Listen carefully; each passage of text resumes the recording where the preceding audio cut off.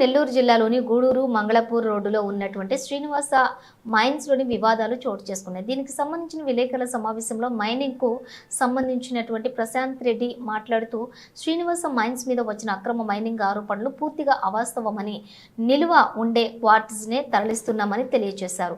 ప్రజా సేకరణకు కూడా జరిగిందని, మా దగ్గర సక్రమమైన పద్ధతిలో క్వార్జ్ను తరలించుటకు పర్మిషన్లు ఉన్నాయని తెలియజేశారు.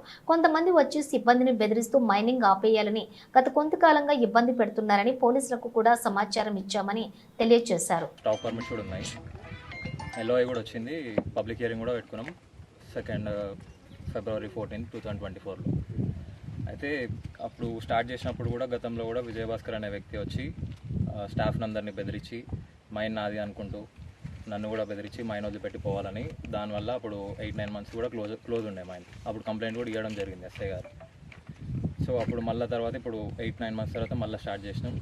మళ్ళీ ఇప్పుడు అట్లనే మళ్ళీ వచ్చి డిస్టర్బెన్స్ క్రియేట్ చేస్తున్నాడు ఆయన ఇంకా ఆయనతో వచ్చిన అనుచరులు, మిగతా వ్యక్తులు వాళ్ళందరూ నన్ను, నా స్టాఫ్ని బెదిరించి వెళ్ళిపోవాలి అని చెప్పి బెదిరిస్తున్నాడు. ఆ రోజు 4th రోజు గేట్ దగ్గర మా వాచ్మెన్ గేట్ తీయకపోతే అతన్ని కూడా బెదిరించి, రాజయ్య అని బెదిరించి చంపేస్తామని గేట్ అనుకొని వచ్చేసినారు లోపలికి.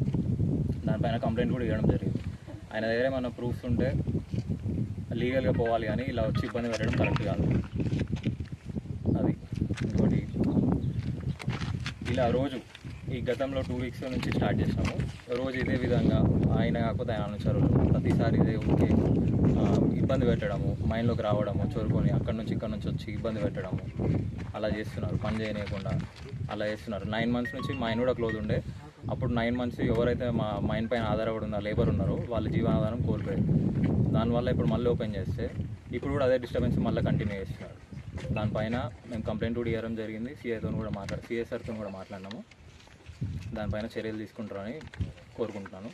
మీ ద్వారా ఏం చెప్పదలుచుకున్నానంటే ఈ విజయభాస్కర్ అనే వ్యక్తి పైన కఠిన చర్యలు తీసుకోవాలని కోరుకుంటున్నాను. అదే అటువంటి మేము ఆపరేషన్స్ ఏం చేయలేదు, ఓన్లీ స్టాక్ మాత్రమే క్లియర్ చేస్తున్నాం. ఇదంతా విజయభాస్కర్ అనే వ్యక్తి దుష్ప్రచారం చేస్తున్నాడు.